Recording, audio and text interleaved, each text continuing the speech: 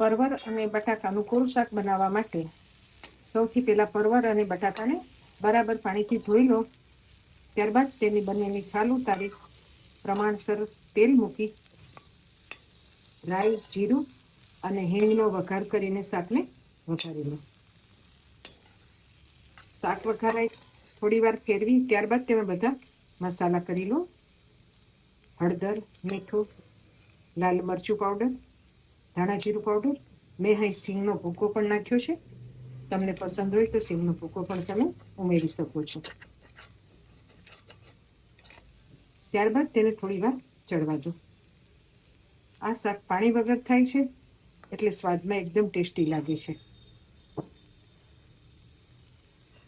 ઢાંકીને થોડી વાર ચડી જાય એટલે તેમાં ખાંડ ઉમેરી દો. ખાંડ ઉમેરીને થોડું મિક્સ કરી લો.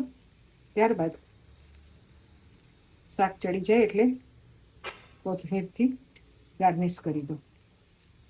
આ શાક રોટલી, પરાઠા કે પૂરી સાથે પણ ખૂબ જ ટેસ્ટી લાગે છે